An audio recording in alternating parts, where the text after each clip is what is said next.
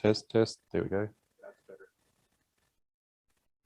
Yeah, so this is some work that I did shortly after starting the survey, and got it most of the way finished, and then it sat on a shelf while I did some data sciencey things for a year and a half. And I've been struggling to finish it up, but it's most of the way there. So anyway, we'll jump into it. So what's this project? So basically, we acquired, Matt's told you some of the geophysical data that we acquired in the last few years. And so the northern, the Landsborough, Graben, Roseby, Schist belt, and through the northern Mary Kay domain was all an area we got new data. In the past, we're just going to drag that.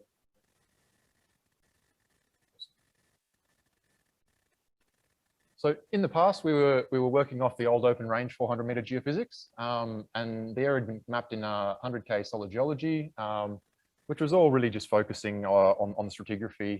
You know, they did an excellent job at placing which rocks are on the ground. It's remarkable when you think about the technology they had, but I suppose they spent a lot of time in the field. So yeah, we've got so on the left there you got the mag, then overlaid with the GSQ detailed structures, and then you've got all the field points that GSQ's collected over the years in green. So if you just focus on the left image here when we switch across, notice the amount of high resolution is amazing. You can really, you're looking at 100-meter geophysics flown at either 50 or 100 meters flight height, so really high resolution.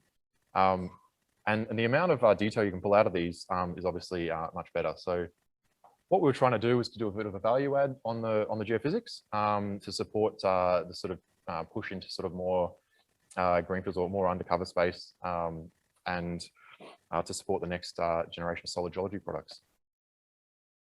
So it's nothing really surprising here. We've got a bunch of data sets. We've got MAG, radiometrics, high map, and then we've got the detailed geology, and then a bunch of point data like mineral occurrences and sites. And you know, you throw all these in a GIS, start drawing a skeleton over the top of them, think about what those lines mean, go to the field and do some work, and then come back and try and tell the story from it all. It was my first foray into this, actually. Rick taught me, my mistakes are my own, but Rick taught me everything I know in terms of this one. So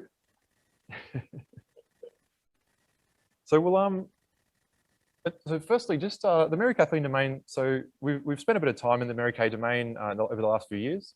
It's a bit of a different beast than the things in the west and the things in the east. So it's quite a, you know, it's a structural belt. There's quite a complex network of overprinting faults. We've got a lot of evidence of sort of coeval slip and on these sort of different fault networks.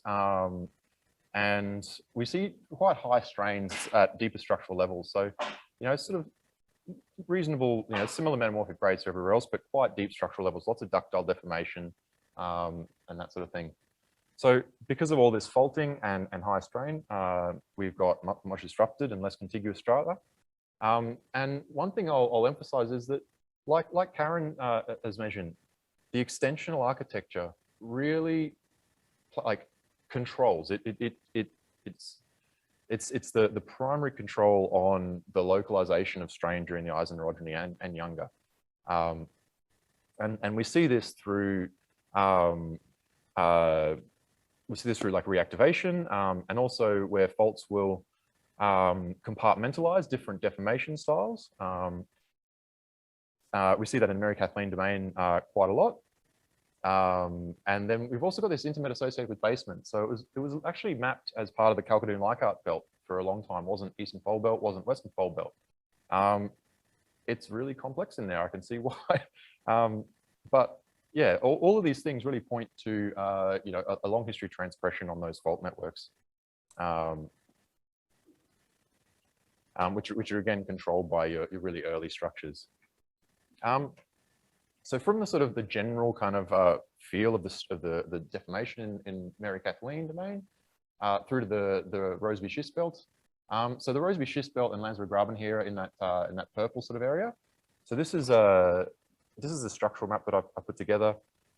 with some structural domaining in the colored polygons. And then the lines are, thick lines are faults, thin lines are dikes and trend lines. And I've just colored them according to azimuth, so it picks out the sort of generations and things a little better. So Roseby belt, we've basically got, you've got this big purple area in here. We've got the Roseby fault bounding it to the east and separating it from the Bumara horse. And then we've got the Pinnacle fault through to the west. So the Pinnacle fault here on the west actually cuts some of these northeast southwest trending faults. So you've got the Wonga fault here. Oh yes, I do indeed. Thank you. All right, there we go. So we've got the Roseby fault through here, and then turns into the Koala fault up here. So I think this is a brittle reactivation. On the west, you've got the got the Pinnacle fault, and this Pinnacle fault here cuts some of these east southwest striking faults. They're parallel to your fountain range, but then as you see here, the Pinnacle fault tracks further south and actually is curved into the towards the fabric attractor there. So throughout the Roseby schist belt, the dominant fabric is a schistosity. Surprise, surprise. And the dominant fabric probably isn't really a schistosity. It's a composite fabric, because in a lot of places at our crop scale, you're looking at it parallel to S0. We see a lot of that early ductile deformation, but then there's quite a lot of semi-brittle shearing overprinting that where you get that rheological anisotropy. Yeah, so that seems to be sort of a slightly later sort of phase of deformation, and it really seems to continue to be quite localized in these bounding faults, where you see quite a lot of very late, very young deformation. In fact, some cutting across Jurassic sandstones in the west here, and again with sort of linkages of like thrust linkages going northwest southeast between fault strands. So the overprinting relationships from the desktop study and in the field really suggest that the north-south system was active at the same time as southwest directed branching. So we sort of see this relationship where we have north-south faults cross-cutting northeast faults, but also being cross-cut. Yeah. So we see that quite a lot through the Roseby belt. But we also see it in the east of the Roseby fault and in the Bumara area, sort of just in through here. And I think I've just popped this one in here. So although these sand diagrams on the right here, they look classic convergent, like collisional sort of stuff, divergent wedges and things. This is a transpressional model. So in the sandbox on the left there, in that plan view, you can see the arrow in the top right. So this is highly oblique, almost pure strike slip. And the geometries you see here on the eastern side are quite similar to some of the thrusts on the east of the Mount Roseby fault. So yeah, I've given you a whirlwind of like, hey, I've seen some of these things. We were never going to get a really good sort of show and tell without all of the field data and things, but I just wanted to quickly have a bit of a chat about more sort of broader things, because I think, like Karen sort of mentioned, we have, until Karen started looking into the Soldier's Cap group, the idea of this sort of big decollements and hyperextension, it was a bit different. I agreed with her as soon as I saw the seismic. That's definitely sort of the sort of process there, but it's not the only sort of process that we see throughout the inlier. And if we think about what actually happened throughout Earth's history, it was a magma. Okay.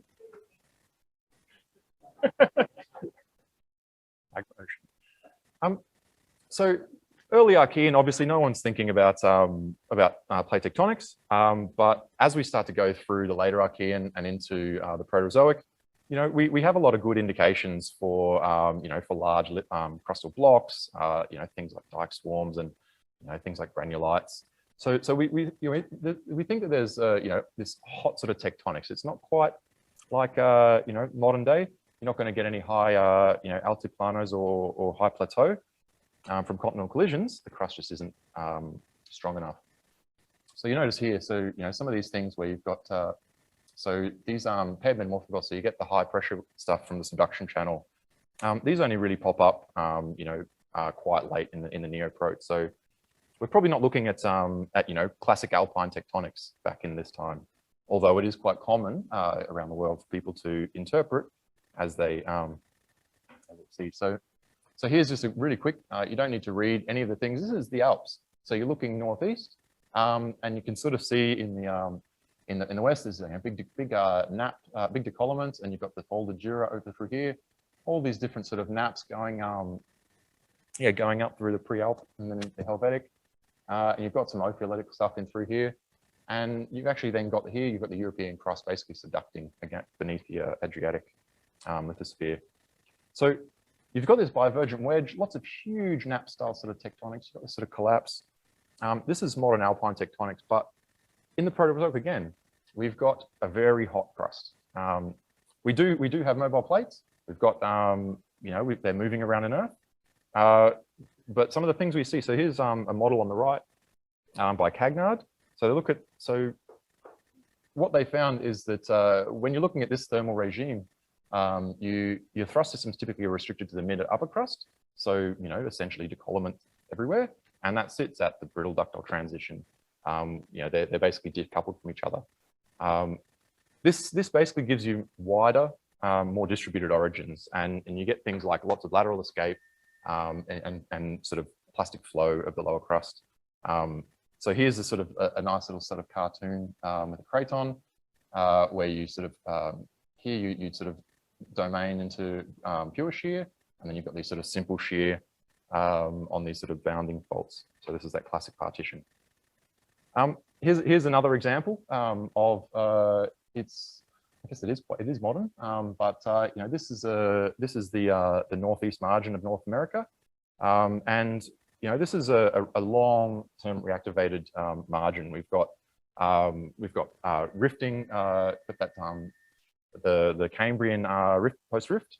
Then we've got also I think it's Devonian and Carboniferous sets of reactivation on this one, and it's currently the current sort of day front. So I just want to point you out to this convergence vector here.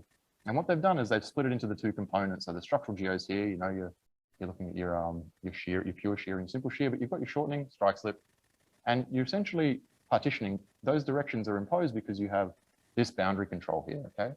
And so you're limited along that boundary to slip this way, and then here you no longer have anything that can slip. Okay, so these sort of geometries here, these sort of strike slip anastomosing networks are typical of transpressional zones. So just in the west here, there's another little cartoon. Again, it's showing just in a slightly more graphical sort of way, basically what you were seeing in that little stick drawing where, you've got these sort of zones where you have strike slip dominant, and then other zones where you have pure shear dominant. And this happens at all sorts of scales too. So these two maps, the one on the left, the inset, this is 30 kilometers, okay? And so you're looking at tens of kilometers of spacing between these domains. But then in this inset, you're also looking here, sorry, now this bar is 500 meters. So you're looking at also maybe 100 meters to tens of meters of spacing in the strain localization, okay? So here's the dominant contraction zones. And we also get these zones of left lateral shearing, okay? And together, this whole zone is a transpressional zone. So it's, and in the Northwest, we really see this a lot, okay? We heard, I think the last one, we heard Peter Ray talking about the Bernborough fault and D4 and the sinistral transpression that's with the mineralization there. Some of Karen's early papers, maybe from her thesis back in the day, looked at some sort of continuous and progressive deformation and transpression, southwest Isa. The supervisor Gordon Lister did the same thing up in the Quillar fault zone. So we've got central transpression up there. Pete Betts has talked a bit about compartmentalization of different sort of deformation modes up near the Fiery Creek area. You know, Dugald River and the Mary Kathleen domain, these things go on, okay? So I think this is one of the things this is why I was late this morning. I was trying to get my Python code to work. Everything broke. So, so I give you some three dodgy things instead of a beautiful structural workup. So again, what I've got here is in the background, I've got those same domains. The lines are again structures. Don't worry about what type of structures they are for now, but the thick ones are faults. And this Rose diagram is just the faults plotted out. So here we're in this green domain. Oh, there's more. There it is. Here we're in this green domain, which is in between the Mount Remarkable fault and the Wonga fault. And we've got a couple of dominant sort of modes. We've got one just west of north. We've got another one around about north-south, and then a subordinate one striking north-northeast. Okay, and we can see that actually in the, we can see that in the map. Okay, sort of these north-south ones are all in red, and as they trend towards the sort of west, they become more purple. As they trend east, they become more yellow. So we can see there's a lot of red, a little bit of purple, and a little bit less yellow. What's really cool about this visualization, which I just wrote in Python, is it actually sort of helps show some of the early faults. So these northwest striking faults, you get quite a lot of short strike length ones, which are early, but then throughout this sort of through the southern part in the Kalkadoon-Leichhardt domain, you get quite a lot which are late, possibly even quite late, like post-Eisen. Going into this orange domain, this is between the Wonga fault and the Cameron fault. And here we see some quite a number of distinct sets. Again, we've got sort of one 300, about one north-south. We've got another one just east of north, and another one northeast, with a couple of east-west kind of things in there just for fun. Okay. And the thing that's interesting here is you can actually see in the map that some of the way that these structures become progressively more and more rotated towards a more kind of southwest orientation. Okay, and as we actually get closer to the Fountain Range fault in this blue domain through here, we see that again where a lot of those subordinate orientations essentially start to become rotated against your controlling structure, which is in this case the Fountain Range fault. So these three do a really poor job at it. Have beautiful if anyone's I've got some cool ideas on how to split this up, but I just can't get the code to work. So yeah, anyway, I'm going to stop there. And thank you.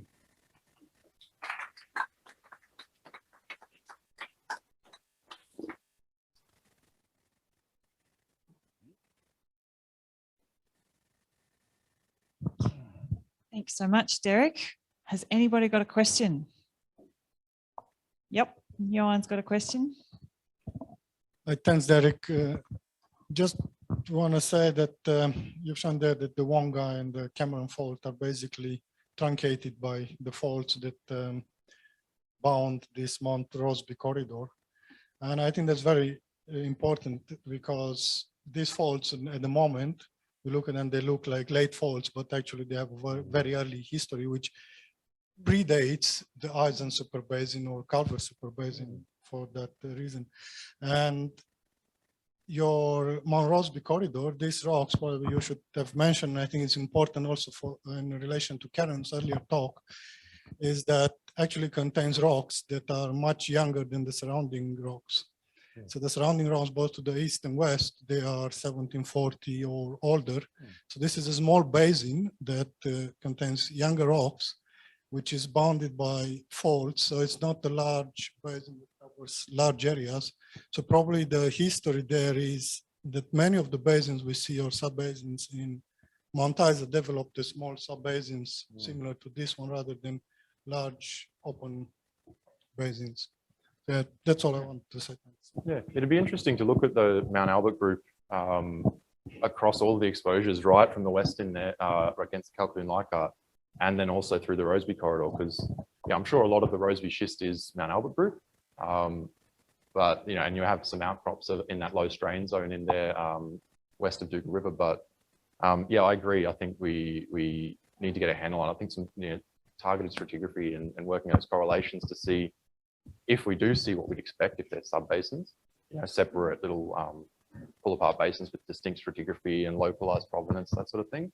But I mean, at the moment, the model for those western exposures is a thrust clip, and although there's some arguments over that, but yeah, definitely. I tend to think that actually some of the earliest faults are northwest striking ones, and there's some northeast striking ones which are they're different from your northeast. But yeah, let's have a chat what it means for the Wonga orogeny. Yeah. Are there any questions online? Nope, no questions online. Any more questions in the room?